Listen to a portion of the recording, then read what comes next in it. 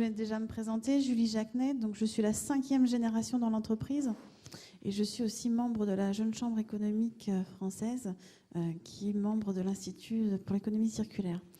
Donc, je vais passer très vite sur notre savoir-faire industriel qui est quand même fort, qui est la fabrication de manches d'outils en bois à destination donc des pioches, pelles, etc. Donc, nos clients sont la grande distribution, que ce soit dans le jardinage ou dans les matériaux.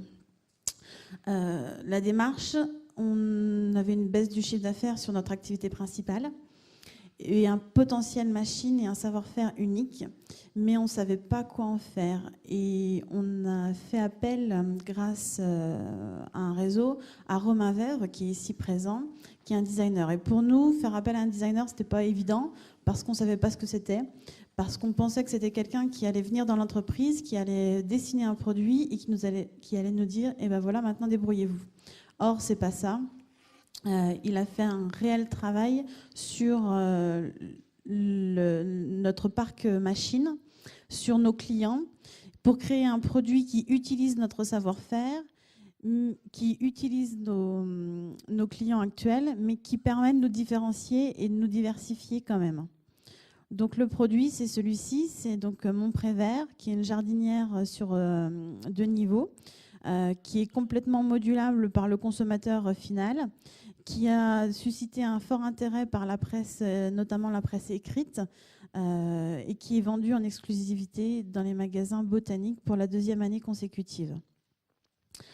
L'impact environnemental, c'est un point important pour l'entreprise parce que depuis qu'on est sur notre site, donc on est une PME, mais on utilise du bois, on utilise la sure pour chauffer nos ateliers, on a une chaudière à bois, on utilise l'eau de pluie pour alimenter notre circuit en eau.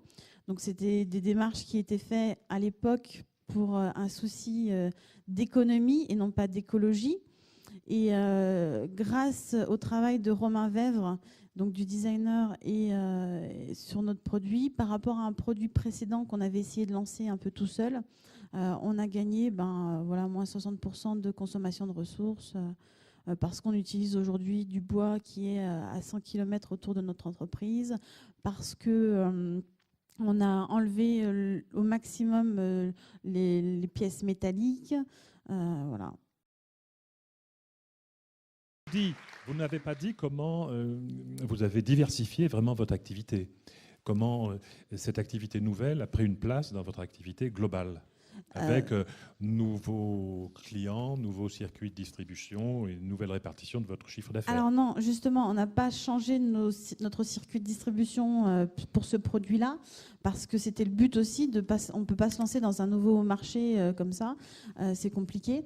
Donc par contre, ça nous a permis aujourd'hui de continuer cette démarche et de faire appel à d'autres designers et à d'autres intervenants pour créer de nouveaux produits qui, eux, essaieront, enfin, on va essayer d'attaquer d'autres marchés que les marchés actuels.